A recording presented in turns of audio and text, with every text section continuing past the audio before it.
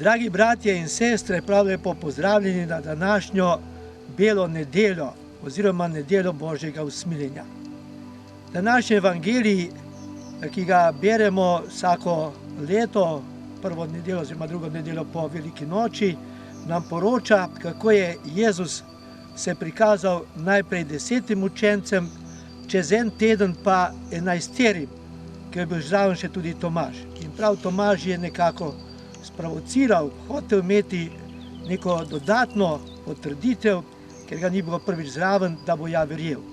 In Jezus mu je rekel, ker si me videl, Tomaž, veruješ, blagor tistim, ki niso videli, pa so verovali.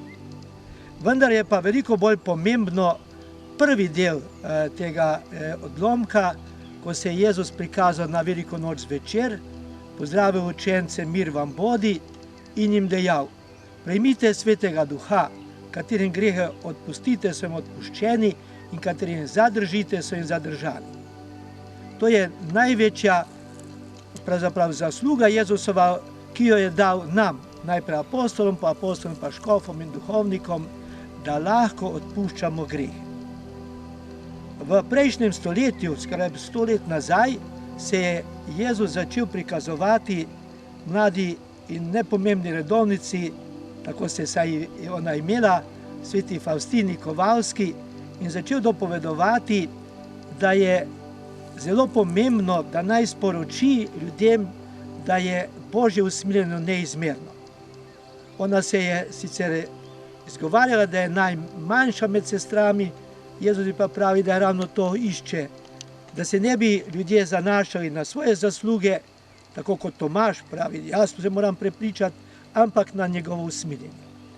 In šele krakovski nadškof, poznejši papež Janez Pavel II, je nekako uresničil to naročilo, ki je prejela Faustina, ko je posvetil Cerkev Božjega usmiljenja in jo razglasil za sveto Faustino in uvedel prav prvo nedeljo po veliki noči, se pravi drugo velikonočno nedeljo, za nedeljo Božjega usmiljenja. In ko je umrl na vigilijo te nedelje, smo se nekako dojeli, da gre zelo zares.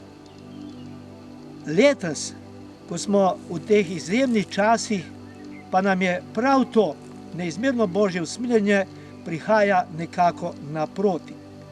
Ko smo začeli postni čas in se pripravili na velikonočno spoved, je se skazalo, da te spovedi ne bomo mogli še nekaj časa opraviti. In zato je papež Frančišek vsem nam položil na srce, naj se grehov iskreno kesamo, jih intimno povemo Jezusu, spoved pa bomo opravili takrat, ko bo to možno. Kajti Jezus nam bo gotovo odpustil. In to je to. Neskončno Božje usmiljenje prihaja nam grešnikom naproti, da nam je blizu tudi v takih izjemnih razmerah, ko moramo biti vsak na svojem mestu, duhovniki sami, vi verniki doma, tudi čim bolj naredko. Jezus je pa med nami in prihaja s svojim pozdravom mir vam bodi.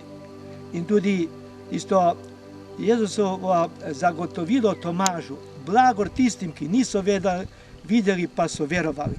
Blagor nam, ki verujemo, da je Jezus med nami, in upamo in si želimo, da bi čim prej bilo spet tako, da bi lahko bili skupaj obhajali velikonočne, pa tudi 7. praznike. Želim vam veliko Božjega blagoslova in seveda zdravja in poguma, pa tudi želje, da bi se čim prej srečali za oltarjem. Dragi bratje, pravoslavni verniki, ki danes praznujete veliko noč, tudi vam želim, da bi jo doživeli tako, kot si jo vsi najbolj želimo, da bi utrdili vero, da je Jezus stal in da je med nami. Hristos vaskrest, voistino vaskrest.